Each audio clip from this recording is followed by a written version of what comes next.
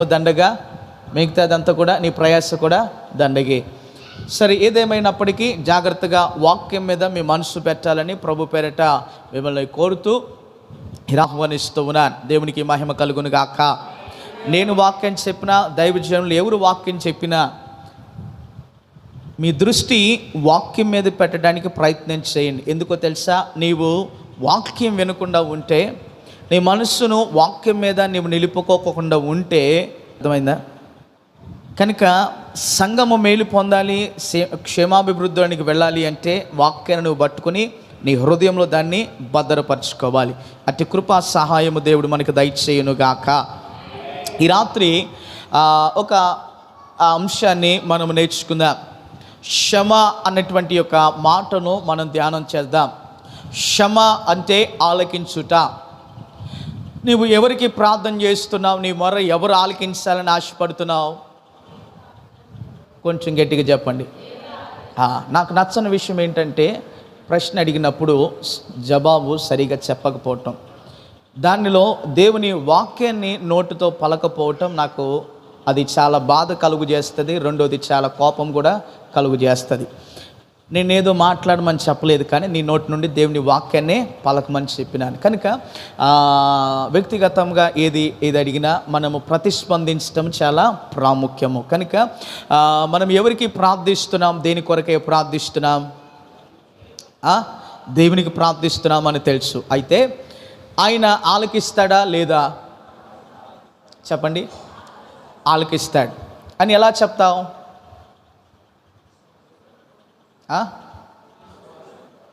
కొంచెం గట్టిగా చెప్పండి. అబ్బో, ఇంకా ఇంకా చెప్పండి, ఏదో చెప్తున్నారు. నాన్న వెస్లీ, నువ్వు చెప్పు నాన్న. అన్నయ్య ఎగ్జామ్లో ఫెయిల్ అయినప్పుడు తలకాయ కింద పెట్టి కాలు పైకి పెట్టాడు, జపం చేశాడు పాస్ అవటానికి, కానీ ప్రార్థన మాత్రం చేయలే. సరే, ఎందుకు చేస్తున్నావు నీవు ప్రార్థన? దేని కొరకై ప్రార్థిస్తున్నావు? నీ ప్రార్థన ఎవరు ఆలకించాలని అంటే, జవాబుగా దేవుడు ఆలకించాలని చెప్పావు. మంచిదే, ఆలకించడానికి దేవుడు ఇష్టంగా ఉన్నాడు. అయితే మనము ఆలకించేటువంటి దేవునికి ఎలాగున్నా మనము ప్రార్థించాలి. ఏ మనసు కలిగి మనము ప్రార్థించాలి? ఎట్లా ప్రార్థించాలి? మనకు తెలుసు ఒక ఉదాహరణ. ఇద్దరు మనుషులు దేవాలయానికి వచ్చారంట. మీలాగే ఇద్దరు వచ్చారు. ఇద్దరు వచ్చి వాళ్ళు, ఒకడేమో సూపర్గా ప్రార్థన చేశాడు, మరొకడేమో వాడికి వచ్చి రాని ప్రార్థన చేశాడు. సూపర్గా ఇరగదీసిన ప్రార్థన చేసినటువంటి వాడి ప్రార్థన దేవుడు విన్నాడా? అంటే మన భాషలో అర్థం అవ్వాలి అంటే, ఎచ్చులుగా ప్రార్థన చేసిన వాడు ఉన్నాడు, దీనత్వం కలిగి ప్రార్థన చేసిన వాడు కూడా ఉన్నాడు. అంటే ఎచ్చులంటే ఇంకొక రకంగా దయచేసి అర్థం చేసుకోబాకండి. అంటే వాడి డబ్బా వాడు కొట్టుకున్నాడు అనమాట. నేను అది చేశాను, ఇది చేశాను, అది చేశాను, అది చేస్తా ఉన్నాను, ఇది చేస్తాను, ఇది చేయబోతున్నాను అని, వాడి వల్ల నన్ను ఉంచలేదు అని పక్కనున్న విషయమే వాడి బ్రతుకుని ఏంటో వాడు ప్రభువుకు చెప్తా వచ్చాడు. వాడి స్థితిని వాడు జ్ఞాపకం చేసుకుని దేవుణ్ణి అడగలేదు, కానీ వాడు ఏదో డబ్బా కొట్టుకోవడానికి ఇష్టపడ్డాడు. మరొక వ్యక్తి కూడా దేవుని దగ్గరికి వచ్చి ఏమన్నాడు? అయ్యా, నేను నిన్ను చూడటానికి కూడా నాకు అంత అర్హత లేదు, నేను అంత స్థాయి కలిగిన వాడిని కూడా కాదు, నా యొక్క అర్హత లేనటువంటి వాడినిగా ఉన్నాను, నేను యోగ్యమైనటువంటి వాడిని కాదయ్యా, నేను పాపిగా ఉన్నాను, నా మీద నీ కనికరాన్ని, నీ కృపను నువ్వు చూపించు అని ఏం చేశాడు చెప్పండి? అలాగున ఆయన ప్రార్థన చేశాడు. మొదటిది మనము నేర్చుకోవాల్సినటువంటి విషయం ఏంటి అంటే, క్షమ అంటే ఆలకించుట. క్షమ అని దానికి ముందుగా మనం ఆలోచన చేస్తే, దేవుడు ఆలకించువాడు అని మనము వాక్యం అర్థంగా ఉంటామన్నది. అంటే ఇక్కడ కీర్తనకారుడైనటువంటి దావీదు ఒక చక్కని మాట రాస్తాడు. దీనుడుగా నేను నీకు సన్నిధిలో ప్రార్థిస్తున్నాను. ఈ దీనుడు మొర్రపెట్టగా ఆయన ఏం చేస్తాడంటండి? ఆలకిస్తాడు. అంటే మనము చేసేటువంటి యొక్క ప్రార్థన దేవుని సన్నిధికి ఎలాగుండాలి? మొదట మనము డబ్బా కొట్టుకోవటం మానేయాలి, ఆయనను మనము గణపరచాలి. అంటే నా ఉద్దేశము, నిన్ను నీవు గణపరచుకోవటమును విడిచిపెట్టి ఆయనను మొదట గణపరచటము నేర్చుకోవాలి. ప్రైజ్ ద లార్డ్, హల్లెలూయా. ఆయనకు మొదటి యొక్క ప్రాధాన్యత ఇవ్వటానికి ఇష్టపడితే దేవుడు నీకు ఘనమైనటువంటి యొక్క సహాయాన్ని నీ జీవితంలో, నా జీవితంలో ఆయన చేస్తాడు. దానిలో డౌట్ ఏమీ లేదు. ఒకవేళ సందేహం ఇటు చూడండి, వారి పని వాళ్ళు చేస్తారు, మీరు పని వినండి. ఒకవేళ ఏదైనా సందేహం ఉంటే ఆ సందేహాన్ని విడిచి దేవుని అడిగితే ఖచ్చితంగా దేవుడు మనకి సహాయాన్ని చేయటానికి ఇష్టపడుతూ ఉన్నాడు. దేవునికి మహిమ కలుగును గాక. ప్రియ దేవుని బిడ్డలారా, ఈ లోకములో ఎవరు నీ గోడును వినగలిగినటువంటి వాడు? ఒక వ్యక్తి దగ్గరికి వెళ్ళి వినండి, నేను చాలా క్లుప్తంగా అర్థం అవ్వాలని నేను ఇలా మాట్లాడుతూ ఉన్నాను. వాక్యాన్ని మీకు అర్థం అవ్వాలని నేను చాలా క్లుప్తమైన రీతిలో అర్థమయ్యేటట్లుగా నేను వాక్యాన్ని వివరిస్తూ ఉన్నాను. జాగ్రత్తగా వినటానికి మీ మనసుని ఇక్కడ పెట్టండి. గమనించండి, ఈ లోకంలో ఎవడు నీ గోడు వినకపోయినా, నీ స్నేహితుడు కావచ్చు, నీ యజమానుడు కావచ్చు, నీ యొక్క బంధువులే కావచ్చు, ఎవరైనా నీ గోడు ఎవరు వినకపోయినా వినగలిగినటువంటి వ్యక్తి, ఆలకించగలిగిన వ్యక్తి ఒక వ్యక్తి ఉన్నాడు అని నీవు తెలుసుకుంటే చాలు. హల్లెలూయా. ఆ వ్యక్తి నజరేయుడైనటువంటి యేసుక్రీస్తు వారు అన్న సత్యం నీ వెరిగితే చాలు. ఆయన నీ గోడును, నీ యొక్క హృదయ బాధను ఆయన వినటానికి సిద్ధంగా ఉన్నాడు.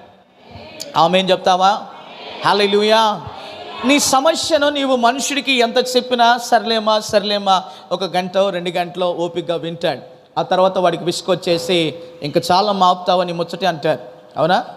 కానీ నీ సమస్యను నీవు దేవునితో చెప్పడానికి ఇష్టపడినప్పుడు ఆయన విసుకక, నిన్ను సనగక, నీ యొక్క మనవిని ఆయన ఏం చేస్తాడు? ఆలకించటానికి ఇష్టంగా ఉన్నాడు. Praise the Lord. అయితే ఆలకించడానికి దేవుడు సంసిద్ధంగా ఉన్నా, చెప్పటానికి లేదా మనము ఆయనతో మాట్లాడటానికి మనకే సమయం లేని వారుగా ఉన్నాం. ఇది నిజమేనండి? నిజమేనా? నేను వాస్తవం మాట్లాడుతూ ఉన్నాను. మనము దేవుని సన్నిధానంలో ప్రార్థించటానికి మన సమయాన్ని కేటాయించడానికి మనం ఇష్టపడాం. అనేకమైనటువంటి పనుల మధ్య చిక్కబడి ఏం చేస్తామంటే దేవుని సమయాన్ని కూడా మన యొక్క సొంత సమయంగా మనం ఉపయోగించడానికి ఇష్టపడతాం. కానీ అలా ఉన్నటువంటి సమయాల్లో మరి దేవుడు ఎందుకు ఇంకా సమయాన్ని నీకు ఇస్తూ ఉన్నాడు అంటే, ఒక సమయాన్ని మరలా నువ్వు ఆయన వద్దకు వస్తావు. నువ్వు ఆయనతో మాట్లాడేటువంటి దినం ఒకటి రాబోతూ ఉన్నది. నువ్వు ఖచ్చితంగా ఆయనతో మాట్లాడుతావు, ఆయన నీతో మాట్లాడతాడు. ఆ సమయము త్వరగా నీవు చూడబోతున్నావు. అందుకు దేవుడు ఒక అవకాశాన్ని మనకి దయచేస్తున్నాడు. హల్లెలూయా, హల్లెలూయా. ఈ ఉపవాస ప్రార్థన దినాల్లో ప్రియ దేవుని బిడ్డలారా, మిమ్మల్ని ప్రోత్సహించాలని ఆశపడుతున్నటువంటి విషయం ఏంటి అనగా, వీలైనటువంటి సమయంలో మనము దేవునితో మాట్లాడటానికి ప్రయత్నము చేయాలి. మన మనుషులతో ఉండేటువంటి సమయాన్ని తగ్గించి దేవునితో ఉండేటువంటి సమయాన్ని ఎక్కువగా ఉండినప్పుడు ఆయన నిశ్చయముగా మనతో మాట్లాడటానికి ఆయన ఇష్టపడతాడు. Praise the Lord. హల్లెలూయా. నేను మధ్యాహ్న కాలంలో నేను ఒక వాక్యాన్ని వింటూ, ఒక దైవజనుడు వాక్యాన్ని అందించాడు. ఒక చిన్న మాట నాకు చాలా ప్రోత్సాహాన్ని ఇచ్చింది. ఏంటి అంటే, ఒక దైవజనుడు మరి పరిచర్య చేస్తూ, నమ్మకంగా దేవునికి పరిచర్య చేస్తూ ఉన్నాడు. సైకిల్ మీద మరి ప్రయాణం చేస్తూ నమ్మకంగా పరిచర్య చేస్తూ అనేకమైనటువంటి సంఘాలను కట్టారంటండి.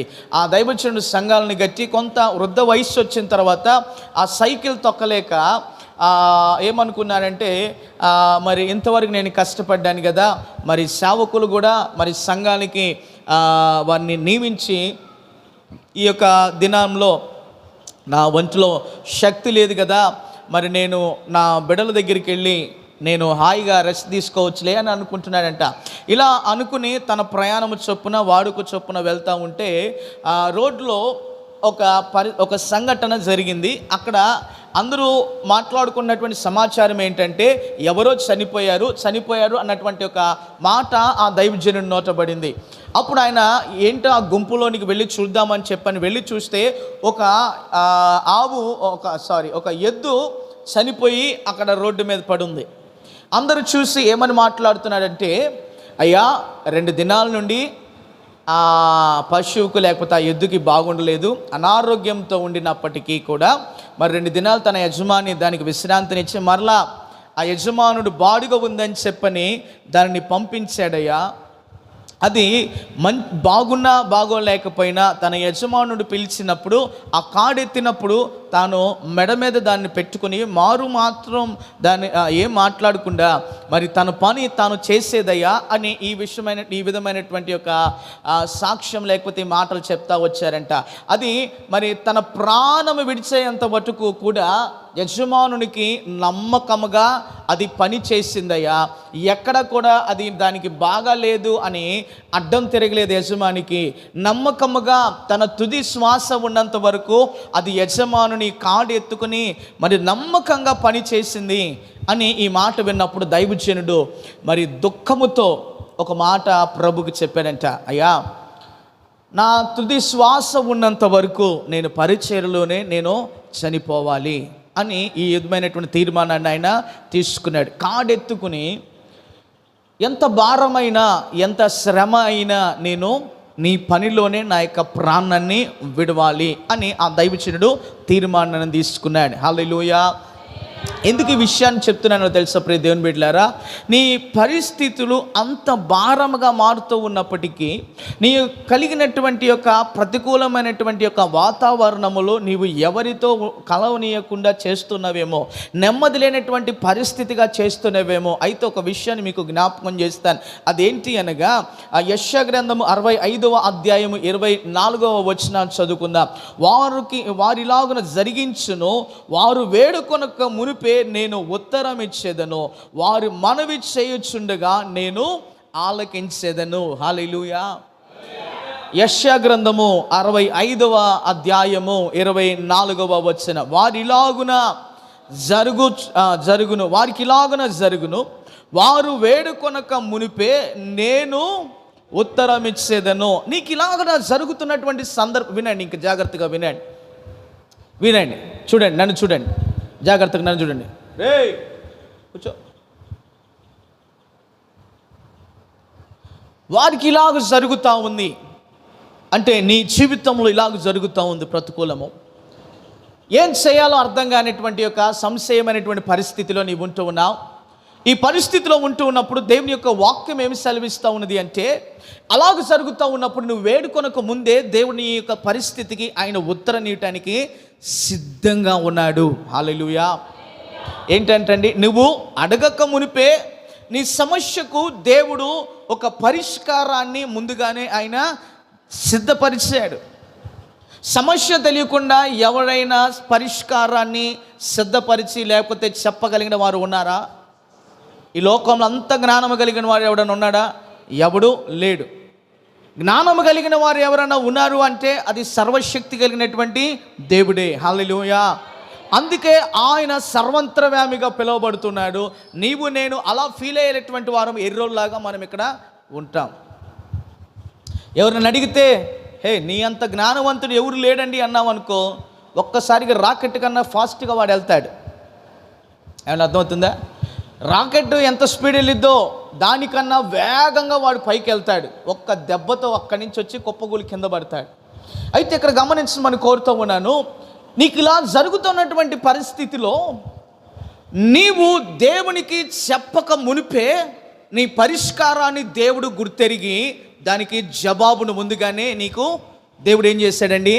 సిద్ధపరిచాడు. హల్లెలూయా. మనకే తెలియదు మనం ఎవరి దగ్గర మనకున్నటువంటి సమస్యను విన్నవించుకోవాలో. మన కొన్ని సందర్భాల్లో విఫలత చెందుతాము. మనము ఎవరితో మాట్లాడాలో, మన సమయము ఎవరి దగ్గర గడపాలనేటువంటి విషయంలో సందేహము కలిగి లేకపోతే ఏం చేస్తాం, కన్ఫ్యూజ్ అవుతూ ఉంటాం, ఆ సందిగ్ధంలో పడతాం. నేను ఈ వ్యక్తితో చెప్తే నిజమైనటువంటి ఒక పరిష్కారం నాకు చెప్తాడా లేదా, నేను చెప్పొచ్చా లేదా, మాట్లాడొచ్చా లేదా అని ఈ సందిగ్ధంలో ఉంటాం. కానీ మనుష్యునికి గోడు చెప్పే బదులు ఆ మాట ఏదో దేవుని ఎదుట నీవు కన్నీళ్లు కార్చి మోకరించి, ప్రభువా నా పరిస్థితిని నాకున్నాయి, నా యొక్క సమస్య ఇది నాయనా, నా యొక్క కుటుంబ పరిస్థితి ఇది ప్రభువా, మరి నన్ను ఏం చేయమంటావు, నాకు ఏంటి పరిష్కారము, నాకు జవాబు నీవు, నాకు ఉత్తరాన్ని నీవు అని నువ్వు అడిగితే ఆయన నీకు జవాబునివ్వడంటారా? చెప్పండి. ఇస్తాడు, ఖచ్చితంగా ఆయన ఇస్తాడు. అందుకే ఇర్మియా గ్రంథంలో ఒక మాట మనకి రాయబడి ఉంటుంది చక్కగా. ఏ మాట అది చెప్పండి? ఆయనకి మొర్ర పెడితే ఉత్తరాన్ని ఖచ్చితంగా ఇస్తాడు. ఇంకా ఆ జవాబు ఇవ్వడంతో పాటుగా అద్భుతమైనటువంటి ఘోరమైనటువంటి సంగతులను కూడా దేవుడు నీకు తెలియజేస్తాడు. మనుష్యుని జ్ఞానము ద్వారా నీకు ఇట్లాంటి ఘోరమైనటువంటి సంగతులు తెలియచేయబడవు. దేవుని యొక్క జ్ఞానము ద్వారా అద్భుతమైనటువంటి యొక్క విషయాలు దేవుడు నీకు తెలియజేస్తాడు. హల్లెలూయా. తెలియచేయబడేటువంటివి ఏంటో తెలుసా? అవి ప్రత్యక్షమయ్యేటువంటి యొక్క నీ జీవితంలో నువ్వు కలిగి ఉండేటువంటి శ్రేష్టమైనటువంటి దేవునితో ఉండే యొక్క అనుభవాలు. హల్లెలూయా, హల్లెలూయా. ఇక్కడ గమనిస్తూ ఉన్నప్పుడు వారికి ఇలాగ జరిగింది. ఏదో ప్రతికూలమైన పరిస్థితులు ఏవో ఉన్నాయి. అయితే దానికి కొనసాగింపుగా వాక్యాన్ని గమనిస్తూ ఉన్నప్పుడు వారు వేడుకొనక మునిపే ఏం చేస్తూ ఉన్నాడంట? దేవుడు ఉత్తరాన్ని ఇచ్చాను. వారు మనవి చేయుచుండగా నేను ఆలకిస్తూ ఉన్నాను. ప్రైజ్ ద లార్డ్ చెప్దామా? హల్లెలూయా. నీవు మనవి చేయుచుండగానే దేవుడు ఏం చేస్తాడంటండి? కొంచెం గట్టిగా చెప్దామా? ఆలకిస్తాడు. ఈ రాత్రి నా మనవిని దేవుడు ఆలకించునుగాక. హల్లెలూయా. ఈ మాట చెప్దామా అందరము? నా దేవా, ఈ రాత్రి నా మనవి నీవు అంగీకరించు, నాకు ఉత్తరమును దయచేయి. హల్లెలూయా, హల్లెలూయా. ఏ సమస్య గుండా నువ్వు ప్రయాణం చేస్తున్నావో నాకు తెలియదండి. ఒకవేళ నువ్వు చెప్పగలిగినటువంటి సమస్యల్లో నీకు కలిగి ఉన్నవేమో, కొన్ని వివరించలేనటువంటి పరిస్థితులు నీ జీవితంలో ఉన్నాయేమో. అయితే చెప్పుకోగలిగినటువంటి వ్యక్తి, ఆశ్రయించగలిగినటువంటి వ్యక్తి ఎవరైనా ఉన్నారు అంటే అది ఒక వ్యక్తి, ఆయనే నజరేయుడైన యేసుక్రీస్తు వారు. హల్లెలూయా, హల్లెలూయా. నీ మనవిని ఆలకిస్తాడు. Praise the Lord. ఎవరైనా నీకు చెప్పారా నీ మనవిని నేను ఆలకిస్తాను, నాతో నీవు ఎంతసేపు అయినా మాట్లాడవచ్చు అని? ఎవరన్నా నీతో చెప్పారా? నీ స్నేహితుడు ఎవరన్నా అన్నాడా?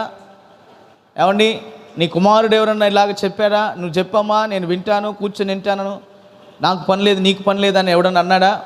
అనలా. కానీ దేవుడు ఏం చేస్తున్నాడో తెలుసా? నీకు ఒక ప్రోత్సాహాన్ని ఇవ్వటానికి, నిన్ను బలపరచటానికి, నీవు కృంగినటువంటి స్థితిని బట్టి దేవుని యొక్క వాక్యము నిన్ను బలపరచటానికి ఏం చేస్తున్నాడు తెలుసా? ధైర్యముగా దేవుని వాక్యమును నీతో మాట్లాడినట్లుగా ఏం చేస్తున్నాడు పరిశుద్ధాత్మ దేవుడు? అయ్యా, నీ ఆలోచన, నీకు జరిగినటువంటి దానిని బట్టి నేను ఉత్తరం ఇవ్వటానికి సిద్ధంగా ఉన్నాను, నీ మనవిని నేను అంగీకరించి ఆలకించడానికి నేను ఇష్టపడుతున్నాను. అయితే ఆయన ఇష్టంగా ఉన్నటువంటి వ్యక్తిగా ఉన్నాడు, కానీ మనమే ఆ విన్నపమును చెప్పలేని స్థితిలో ఉన్నా, ఆ జవాబును పొందలేనటువంటి ఒక పరిస్థితిలోనికి వస్తూ ఉంటున్నా. ప్రియ దేవుని బిడ్డలారా, గమనించమని కోరుతూ ఉన్నాను. నీవు మనుషుల దగ్గరికి వెళ్ళి ఎంత గోడు చెప్పినా, ఏమండి, వారు ఏదో ఊరకే పేరుకి వింటా వచ్చారేమో, పేరుకే వారు ఆలకిస్తూ వచ్చారేమో, కానీ దేవుడు అలాగ చేయడు. నా దేవుడు ఏం చేస్తాడు తెలుసా? వింటాడు. ఆయన తగిన సమయంలో నీకు పరిష్కారాన్ని ఇస్తాడు. హల్లెలూయా, హల్లెలూయా. అయితే ఇంకొక సందేహం నీకు కలగవచ్చు. అయ్యా, నేను ఎంత సమయమో లేకపోతే ఎంత కాలమో నేను ఇలాగనే ప్రార్థిస్తూ ఉండాలి అంటే, ఆయన సమయంలో నీవు నీ జీవితంలో కార్యమును నువ్వు చూసే వరకు కూడా నీవు ప్రార్థన చేస్తూనే ఉండాలి. ఆయనకు నీవు మొరపెడుతూనే ఉండాలి. ఆయనకు నువ్వు విజ్ఞాపన చేస్తూనే ఉండాలి. హల్లెలూయా. ఏదో ఒక 2 వారాలు ప్రార్థన చేసి ఇంకంతే, దేవుడు నాకు సహాయం చేయట్లేదని నిర్ధారణలోనికి నువ్వు రాకూడదు. నిర్ధారణ చేసావా, అది అక్కడితో అయిపోయినట్లే. నీకు దేవునికి మధ్య సంబంధం తెగిపోయినట్లుగా ఉంటుంది. ఏమండి, అలాగ చేస్తూ ఉండగా నేను ఆలకిస్తానంటున్నాడు. ఉత్తరాన్ని నేను వారి కొరకే సిద్ధపరుస్తాను అంటున్నాడు. 2 విషయాలు మనం ఈ రాత్రి నేర్చుకోవాలి. మొదటిది ఏంటి అనగా, ఎలాగైనా మనము దేవునికి విజ్ఞాపన చేస్తే, లేకపోతే ఎలాగా మనం ఆయనతో మాట్లాడితే ఆయన ఆలకిస్తాడో, ఈ విషయాన్ని మనము నేర్చుకునే వారముగా ఉండాలి.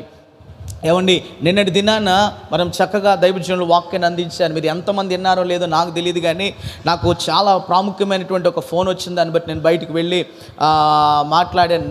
దగ్గర 2 సందర్భాలుగా మీరు ఇంటికి వెళ్ళిపోయి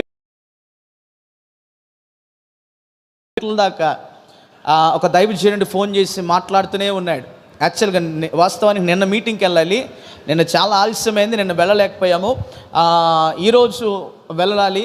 కనుక నేను వాక్యాన్ని ముందుగానే ప్రారంభించడం జరిగింది.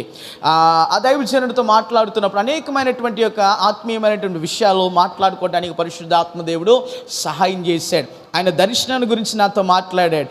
ఆయన హృదయ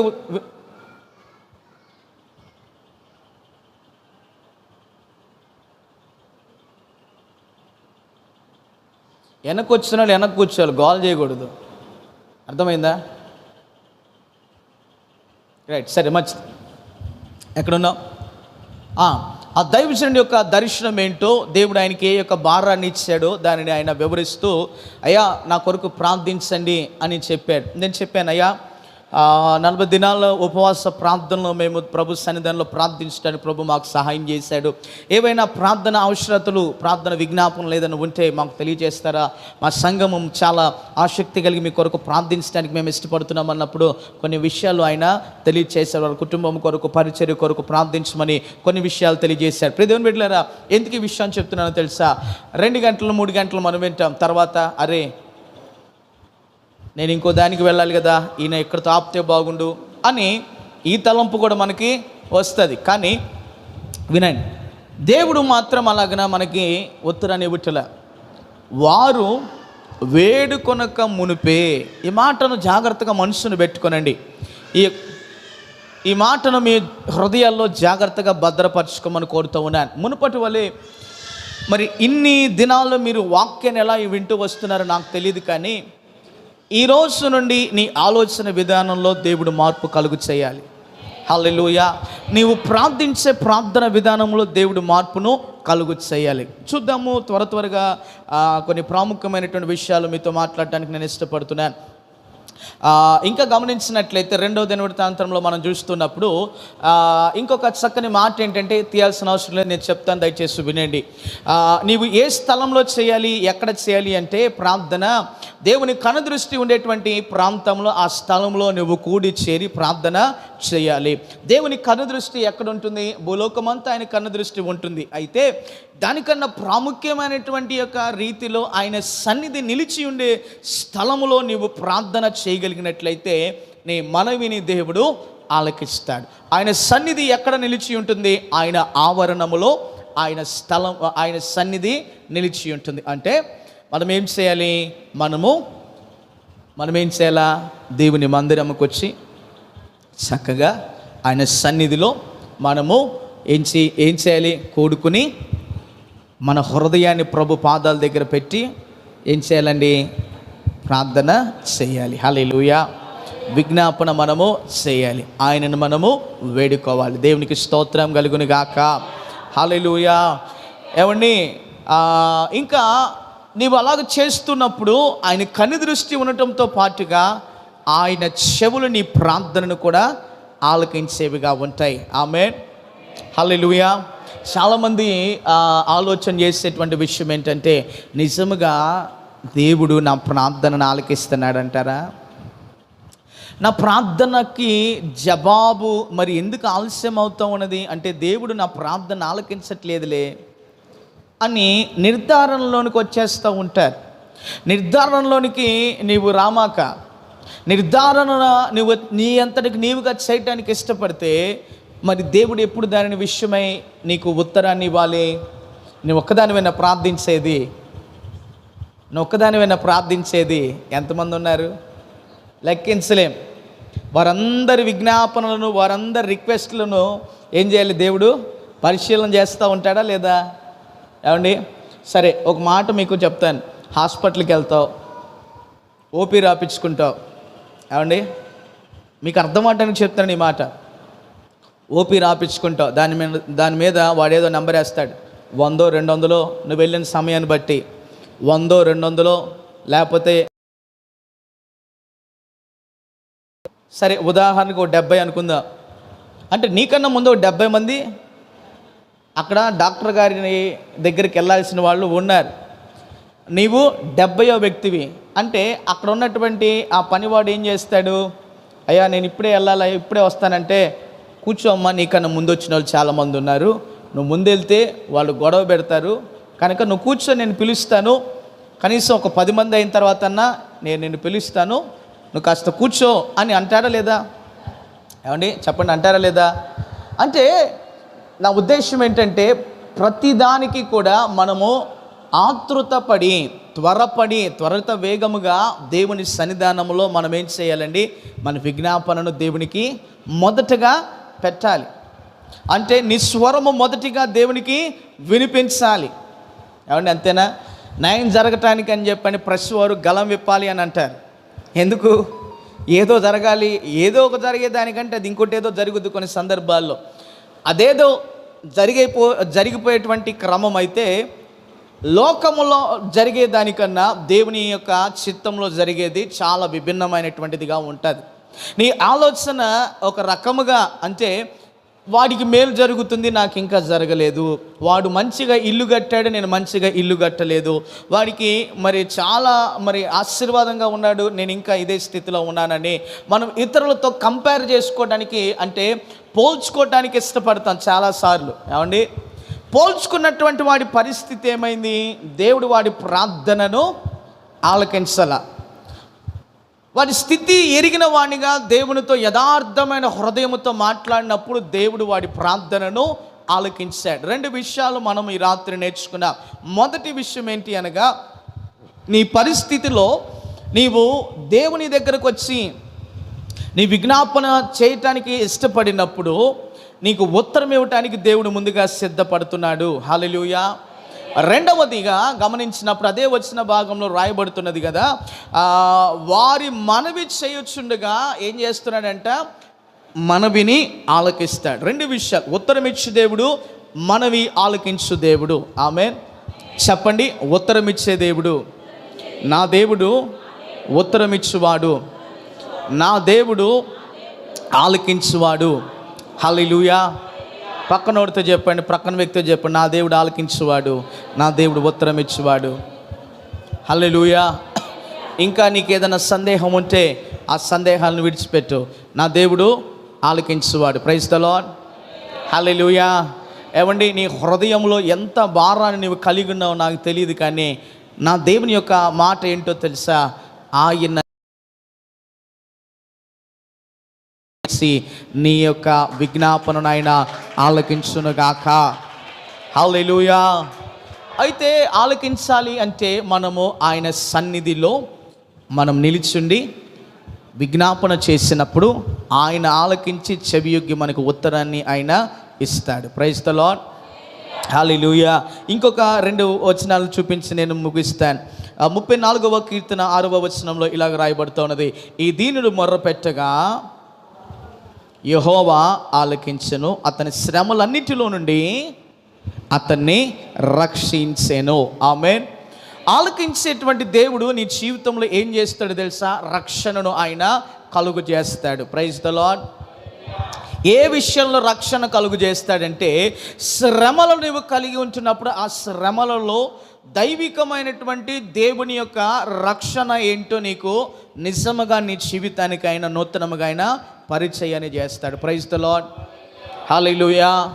ఏం చేస్తాడంటండి, నీవు దీన మనస్సు కలిగి దేవుని సన్నిధిలో ప్రార్థించుటకు ఇష్టపడినప్పుడు యెహోవా నీ యొక్క విజ్ఞాపనను ఆలకించి ఇంకేం చేస్తాడంటే అండి, నీ శ్రమలన్నిటి నుండి నిన్ను ఏం చేస్తాడు? శ్రమలన్నిటి నుండి అతను రక్షిస్తాడు అని చెప్తూ ఉన్నప్పుడు ఇక్కడ మనం అర్థం చేసుకోవాల్సినటువంటి విషయం ఏంటో తెలుసా?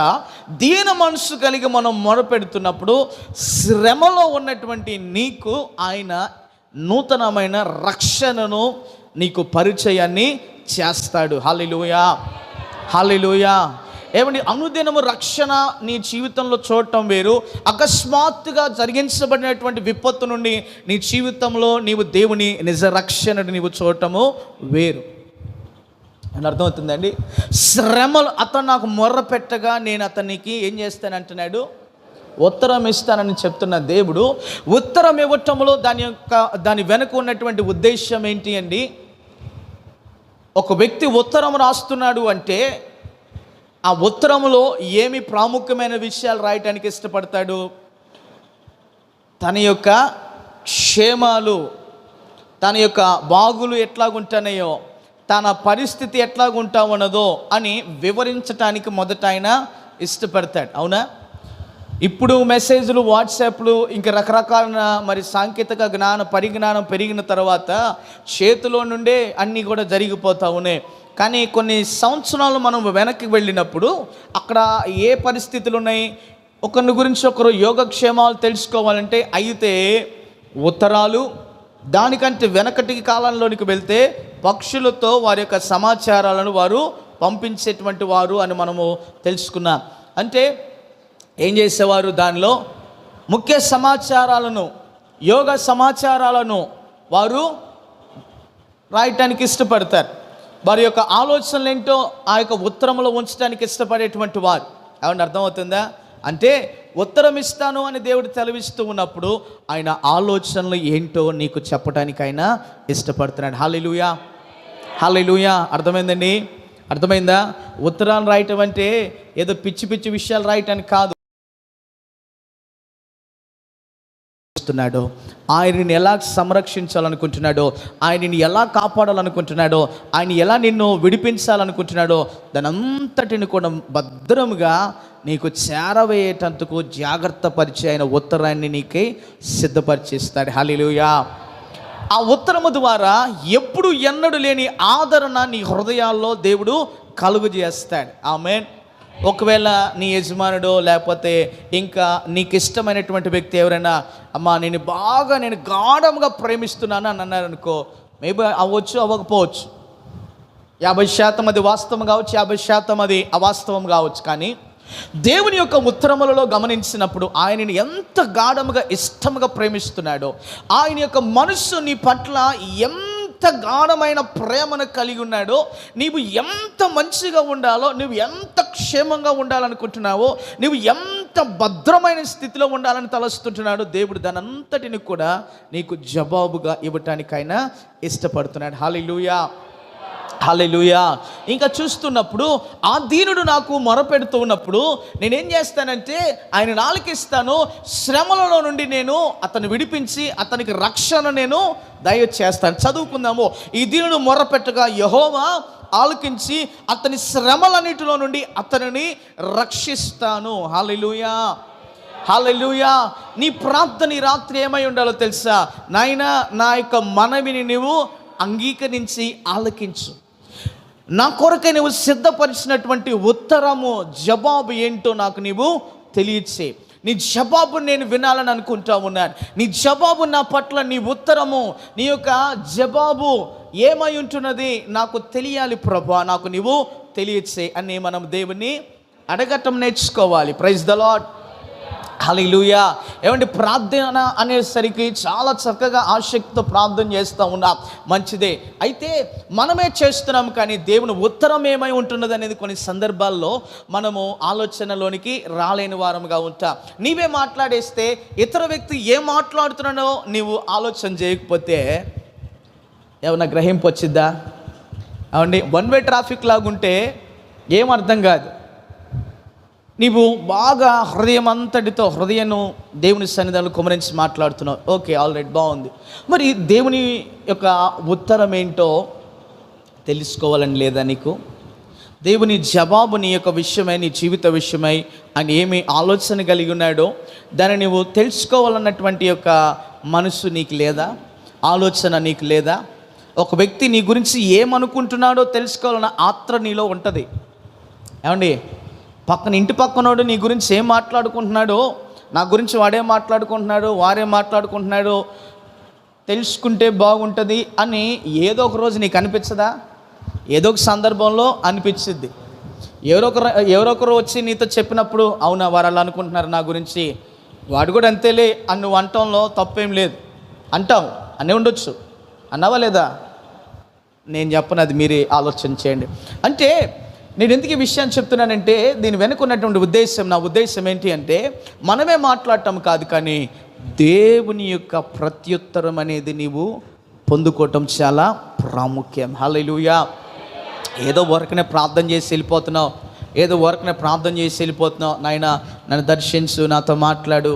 అరే, దేవుడు మాట్లాడేవాడేనండి, దేవుడు ఉత్తరం ఇచ్చేటువంటి వాడేనండి. మరి ఆ జవాబును, ఆ ఉత్తరాన్ని నువ్వు పొందుకోకుండా నువ్వు వెళ్ళిపోతే ఎలా? ఏమండి, ఒక అధికారికి పిటిషన్ పెట్టావు, అమ్మ కూర్చో అన్నాడు. అరే ఆయన వచ్చి మాట్లాడేదాకా నువ్వు ఓపిక కలిగి లేకుండా నీ పనుల్లో నువ్వు వెళ్ళిపోతే ఆయన అధికారి వచ్చి ఏమండి అతను ఏడి పిటిషన్ పెట్టుకున్నాడు కదా, అతను ఏడే వెళ్ళిపోయాడని అంటే సరే అని చెప్పి ఆ పిటిషన్ తీసుకెళ్ళి చెత్తబుట్టలో వేస్తాను. అవునా కదా? అవును, అంతేనా? చెప్పండి, అంతేనా? మనం ఏం చేస్తాం? మనం భౌతికంగా ఏదైనా పని మనకి అవ్వాలి అంటే అధికారి దగ్గరికి వెళ్ళినప్పుడు అర్జీ పెట్టుకున్నప్పుడు అది అయ్యేదాకా ఎంత సమయమైనా తిండి తిప్పలు లేకుండా మన పని అయ్యేదాకా ఏం చేస్తామండి? ఎదురు చూస్తాం. మరి ఆయనకున్న పనులను బట్టి ఒక్కోసారి ఆలస్యంగా వచ్చినా సరే పోనీలు ఆలస్యంగా వచ్చాడు, ముందు నా పని అయితే బాగుండు అని కంగారుగా ఏమండి మన పని జరిగించుకోవడానికి మనం ఏం చేస్తామో, ఒకవేళ వెనకోటి తిట్టినా ముందోటి తిట్టినా రకరకాలుగా ఏదన్నా మనల్ని అన్నా అయ్యేం పట్టించుకో, నా పని నాకు ప్రాముఖ్యం అంట. అంటే భౌతికంగా నీ యొక్క పని జరిగించబడటంలో నీవు అంత ఆసక్తిని చూపిస్తున్నప్పుడు మరి దేవుడు ఉత్తరం ఇస్తాడని చెప్తున్నాడు కదా, మరి ఎందుకని దేవుని యొక్క ప్రత్యుత్తరమునకు నీవు సమయాన్ని ఇవ్వలేని వ్యక్తిగా ఉంటున్నావు? ఒకసారి ఆలోచన చేయాలి. Praise the lord. ఆలకించే దేవుడు ఖచ్చితంగా ఆయన ప్రత్యుత్తరాన్ని నీకు ఇస్తాడు. హల్లెలూయా. ఇంకా గమనిస్తూ ఉన్నప్పుడు ఏమని రాయబడుతుంది? దీనుడుగా మొర్ర పెట్టినప్పుడు ఆయన ఆలకిస్తానికి ఇష్టంగా ఉన్నాడు. నీ శ్రమలు ఏవైతే ఉంటున్నాయో వాటి నుండి నిన్ను విడిపించడానికి, రక్షించడానికి ఆయన సిద్ధంగా ఉన్నాడు. హల్లెలూయా. అన్నీ ఆయనే నీకు తెలియచేస్తూ ఉన్నప్పుడు మరి నీకు నొప్పేంటి? అన్నీ నేను చేస్తాను, నేను ఆలకిస్తాను, నేను ఉత్తరం ఇస్తాను, నేను జవాబునిస్తాను అని దేవుడు ముందుగానే అన్నీ చెప్తా ఉన్నాడు.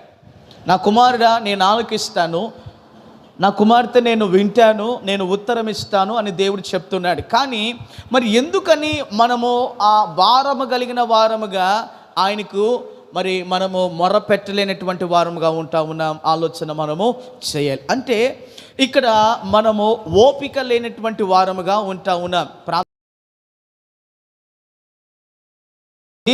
అయిపోవాలి. కొన్నిసార్లు దేవుని యొక్క కార్యాలకు కొంత ఆలస్యం అవుతున్నది అంటే దానికి ఉద్దేశము ఆయన సమయమును మనము ఆయన సమయం ఇంకను రాలేదు కనుక మనము ఇంకా ఓపిక కలిగి ప్రార్థించాలి, ఇంకా ఆయన కార్యాల విషయమే మనము ఎదురు చూడాలి అనే దాని యొక్క ఉద్దేశము. అంతేకాని నాకు దేవుడు ఏమి చేయట్లేదని నువ్వు నిర్ధారణలోనికి వచ్చి మాట్లాడే ఒక పరిస్థితి నువ్వు తెచ్చుకోకూడదు. ఏమన్నా అర్థమవుతుందా? ఆ పరిస్థితిలోనికి నీవు ఎప్పుడు కూడా రాకూడదు. ప్రియ దేవుని బిడ్డలారా గమనించమని కోరుతూ ఉన్నాను. ఇంకొక మాటను మీకు జ్ఞాపకం చేస్తాను. 2వ రాజుల గ్రంథం 20వ అధ్యాయము 1 నుండి 5 వచనాల్లో మనం చూసినప్పుడు హిజ్కియాకి ఒక భయంకరమైనటువంటి ఆ పరీక్ష ఎదురైంది. అక్కడ వినండి, తీయాల్సిన అవసరం లేదు. ఆయన చనిపోతాడు అని ఆయనకి తెలియచేయబడింది. ఆయన ఇంకా బ్రతకడు అనేది వర్తమానం వచ్చింది. అంత ధైర్యముగా దేవుని యొక్క మాట రాజుకు చెప్పబడినప్పుడు నెమ్మదిగా ఆయన ఉండగలుగుతాడా? లేదు. ఒకవేళ ప్రవచన రీతిగా నాతోనే ఎవరన్నా అయ్యా పాస్టర్ గారు రేపు ఈ సమయానికి నువ్వు చనిపోతావు అని నాతో చెప్పారనుకోండి, ఎవరన్నా, నేను నెమ్మదిగా ఉంటానా? నాలో ఏం ప్రారంభమైంది? ఇంకా రకరకాలైనటువంటి కుటుంబ ఆలోచనలన్నిటివి కూడా వస్తాయి. ఏం చేయాలా అని. అంటే శారీరకమైన తలంపులు వెంటనే ప్రారంభించబడతాయి. కానీ ఇక్కడ హిజ్కియా ఏం చేశాడు అంటే తాను తన స్థితిని బట్టి బాధపడటము ప్రక్కన పెడితే పరిగెత్తుకుంటూ దేవుని సన్నిధికి ఆయన వెళ్ళాడు. అయ్యా నేనేం చేశానో ఒకసారి కృపతో మరలా నన్ను జ్ఞాపకం చేసుకుంటావా? ఇంకా పని ఉంది, నన్ను ఒకసారి కృపతో నీవు జ్ఞాపకం చేసుకో అని దేవుణ్ణి అడిగాడు. అంటే ఆయన హృదయంలో ఉన్నటువంటి విషయాన్ని ముందుగానే దేవుడు గ్రహించి ఎరిగి ఏం చేశాడు? ఆయన విజ్ఞాపన మనవి చేయకుండా మునుపే ఆయనకి దేవుడు ఉత్తరం ఇవ్వటానికి ఇష్టపడినాడు. హల్లెలూయా. దేవునికి మహిమ కలుగునుగాక. హల్లెలూయా. దేవుడు ముందుగా ఆయన ఏం చేయాలని అనుకుంటున్నాడో, ఏంటి ఉద్దేశం అనేది ముందుగా మనకు తెలియజేస్తూ వస్తూ ఉన్నాడు. కానీ మనమే ఆ చిత్తాన్ని ఏంటో తెలుసుకోకుండా మన సొంత నిర్ణయాల విషయమై మనము ప్రయాసపడే వారముగా ఉండటానికి ఇష్టపడతాం. ఇక్కడ హిజ్కియా ఏం చేస్తూ వచ్చాడు? ఎప్పుడైతే ఆ వర్తమానం వచ్చిందో, అయ్యా నీ ఇంటిని నువ్వు సర్దుకో, నువ్వు చనిపోబోతావునా, దేవుడు ఈ మాట నీతో చెప్పమన్నాడు. నువ్వు ఇంకా బ్రతకవు, నీ దినములు అయిపోయినాయి, నువ్వు ఇంతవరకు చేసింది చాలు, నువ్వు ఇంకా చనిపోతావు, కనుక నీ ఇంటిని నువ్వు చక్కబెట్టుకో అని చెప్పినప్పుడు హిజ్కియా ఏం చేశాడు? కంగారు పడ్డాడా? ఆయన అనుభవం ఏంటి అంటే, ఆయన ఎలాగనా దేవుడు తన సమయాన్ని కలిగి ఉన్నాడో యథావిధిగా వెళ్ళి దేవునితో మాట్లాడటానికి తన సమయాన్ని కలిగి ఉండడానికి ఇష్టపడినాడు. కాకపోతే ఆ ప్రార్థనలో, ఆ యొక్క సంభాషణలో ఏమన్నాడంటే, అయ్యా నేను ఎలా ప్రవర్తించానో నీవు ఎరిగిన వ్యక్తిగా ఉన్నావు, అయితే ఒక్కసారి నన్ను మరల కృపతో నీవు జ్ఞాపకం చేసుకొని అన్నాడు. హల్లెలూయా. ఏమన్నాడు? ప్రభుని అడగటానికి ఇష్టపడినాడు. అయ్యా మరొకసారి నన్ను నీవు జ్ఞాపకం చేసుకో. ఈ రాత్రిని మనం దేవుని అడగవలసినదయ్యా, మరలా నన్ను నీ కృపలో జ్ఞాపకం చేసుకో. హల్లెలూయా. నా దేవుడు నిన్ను జ్ఞాపకం చేసుకోవడానికి ఇష్టపడుతున్నాడు. నీవు ఆయన ఆలోచనలో ఉన్న వ్యక్తివి. సార్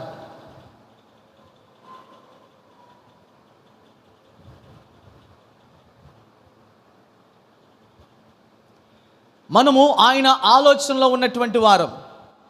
హిజ్కియా ఏం చేశాడు? అయ్యా నేను ఏ క్రియలు చేశానో నీ యొక్క చిత్తం చొప్పున నేను చేశానని, నువ్వేది చెప్పావు నేను అదే అలాగనే చేయడానికి ఇష్టపడినాను. మరి ఎందుకు ఈ పరిస్థితి? ఒకవేళ ఇంకా నేను ఉండాలి అని ఉద్దేశం అయితే ఒక్కసారి మరల కృపతో నన్ను నీవు జ్ఞాపకం చేసుకో. నీ దేవుని అడగాలి, అయ్యా ఒక్కసారి మరలా కృపతో నన్ను జ్ఞాపకం చేసుకుని మరలా పోగొట్టుకున్నటువంటి యొక్క భారాన్ని నాకు మరలా తిరిగి దయచేయి. పోగొట్టుకున్నటువంటి ఆత్మీయ స్థితిని మరలా నీవు నాకు దయచేయి. పోగొట్టుకున్నటువంటి యొక్క ఆత్మీయ సహవాసంలో నాకు మరలా తిరిగి దయచేయి. పోగొట్టుకున్నటువంటి యొక్క కృపావరాన్ని మరలా నీవు నాకు అనుగ్రహించు. ఈ ఆలోచన నువ్వు ప్రారంభిస్తూ ఉండగానే దేవుడు నీకు ఉత్తరాన్ని ఆయన ముందుగా సిద్ధపరిచినాడు. హల్లెలూయా. దేవునికి మహిమ కలుగును గాక. ఎందుకో తెలుసా? ఆయన ఆలకించువాడు. ఆమేన్. హల్లెలూయా.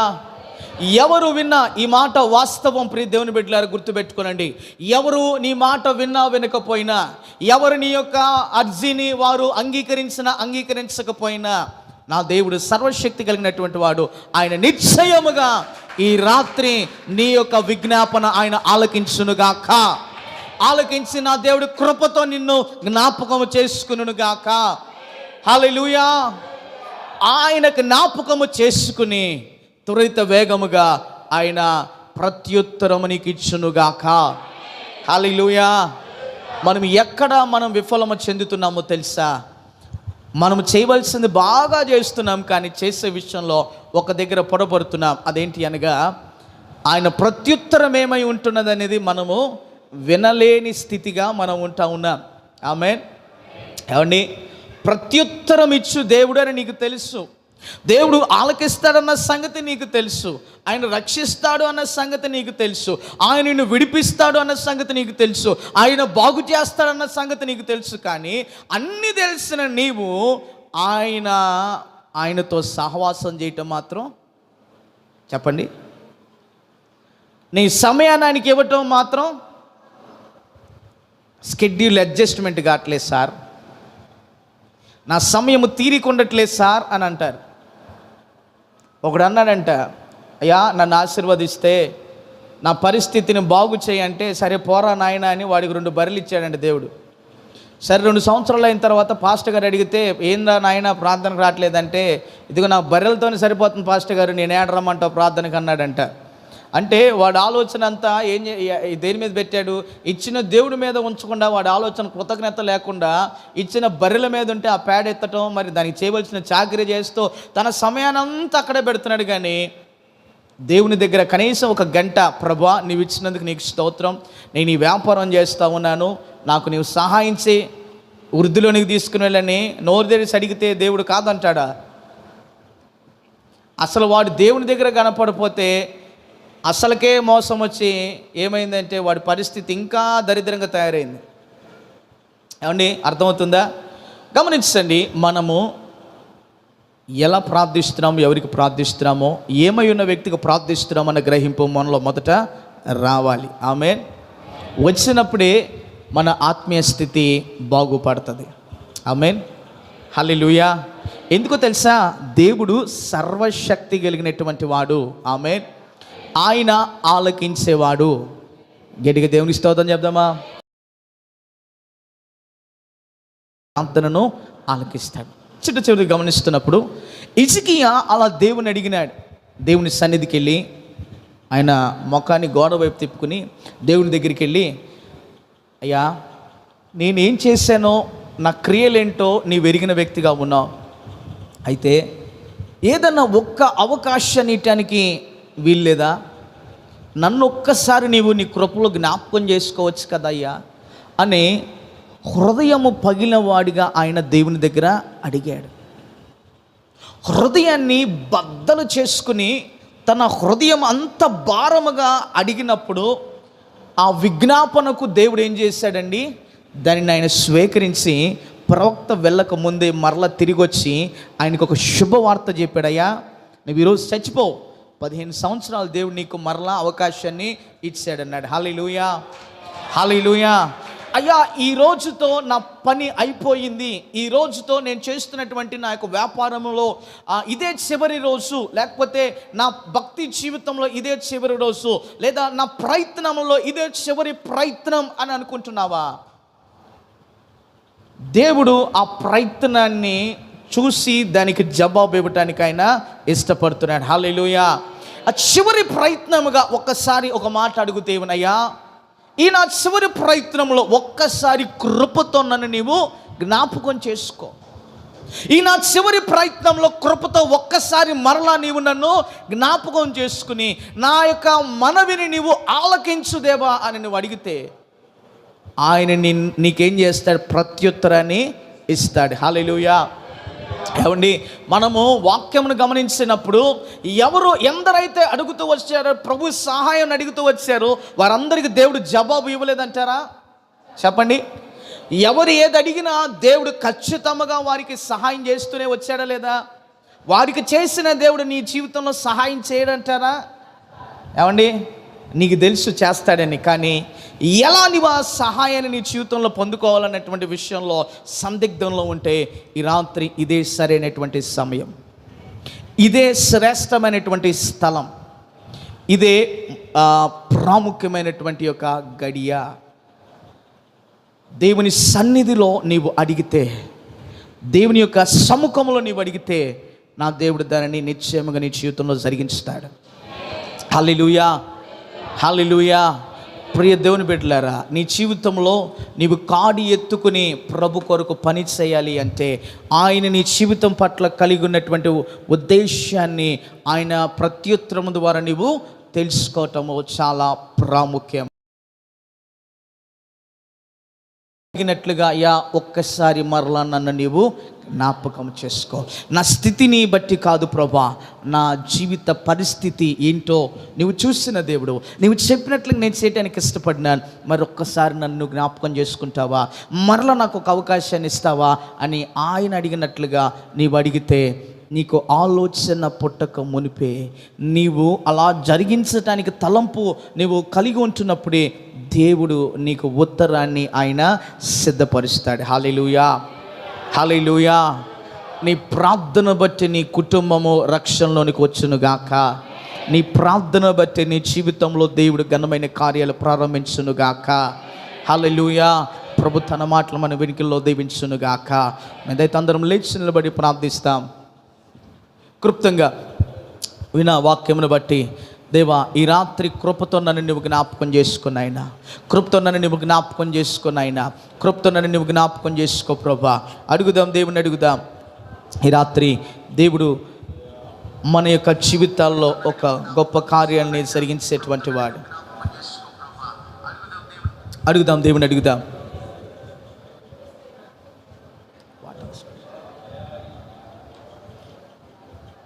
పరిశుద్ధుడ మీకు వందనాలు. ఈ రాత్రి నాయన వెతబడినటువంటి వాక్యం మా జీవితాల్లో ఫలభరితమైనటువంటి రీతిలో మీరు నాయన ఫలింపచేయమని ప్రార్థిస్తూ ఉన్నాం. నీకు వందనాలు. మీకు సమస్త మహిమ చెల్లిస్తున్నాం. మీ రాత్రి విన్నటువంటి వారి యొక్క జీవితాల్లో నూతన కార్యం జరిగించమని యేసు ఉన్నత నామములో ప్రార్థిస్తున్నాం తండ్రి. ఆమేన్.